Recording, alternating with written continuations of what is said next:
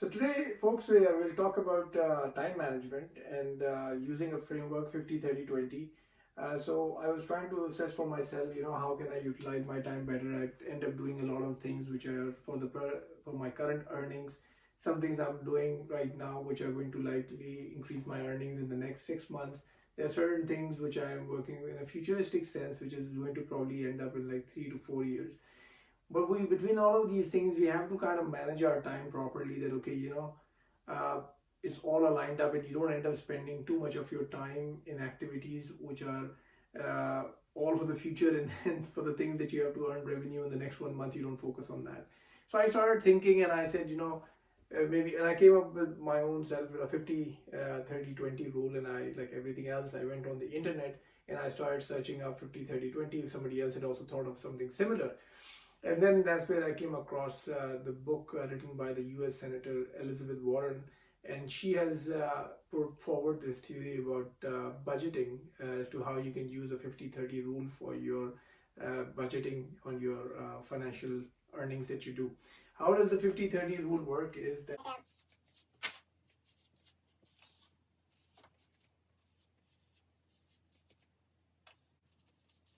50-30 rule is basically talking about spending 50% of your budget in everything that requires on a day, on a month-to-month basis, your rent that you need to pay, food items, things like that, things like which are you're spending money now and for now. Loans, for example, 30% is for repayment of any loan that you have done. 20% of your savings should go be allocated for future days when if there's a situation when if you want to buy something in the long run, that is where how you're dividing out your money. On the same way, my application is that for 50% of your time should be for now, 30% should be for the 6 months to 1 year, and your this one should kind of apply for your 1 year to 5 year plan, right?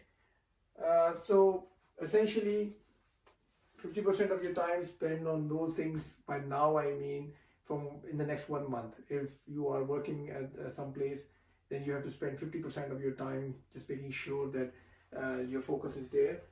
So 30% of your time could essentially fall into things where you will create a revenue stream from those activities from the next 6 months to 1 year, and I'll give you examples on those as well. And 20% of your time should be spent on those things if you're looking for long-term projects which require, this is almost like building a passive business, so to speak. So spending 20% of your time in building that passive business which might result in revenue streams in the future. That was just as an example. Don't that's not the only example, that is one of those examples. Okay, so then let's go into the more practicalities of this. You've got 24 hours in a day. If we sleep, and I like to keep it for a healthy sleep, it says 8 hours. So if we do the math right, and if I've not totally lost it, 16 hours are left, correct?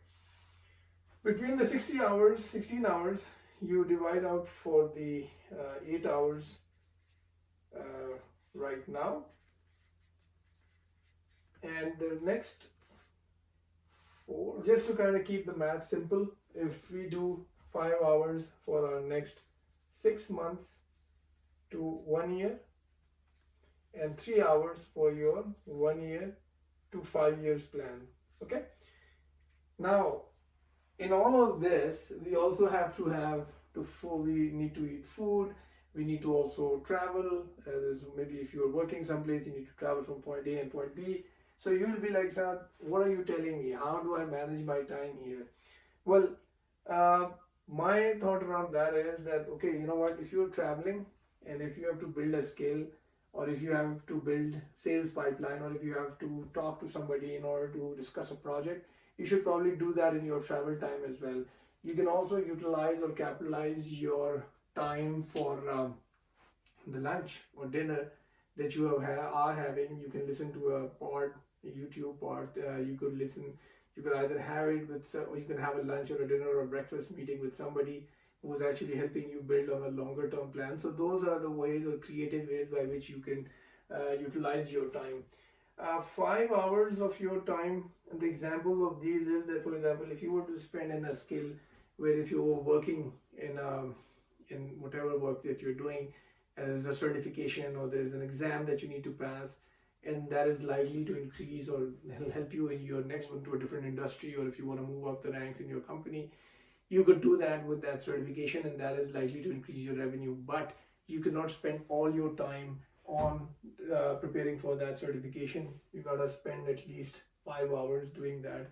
If there is a project that you are working on that is going to, like for example, maybe give results in the next 1 year or 5 years or down the road, then try to limit your time to 2 to 3 hours in a day on those projects, so that you can essentially continue to focus on the present as well, and also have a futuristic point of view.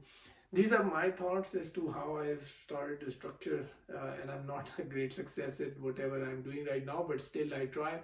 I also look forward to you to give a feedback on this, and what is your thoughts, and how can this, and whatever time management techniques that you are using in order to move forward. So appreciate that. Thank you.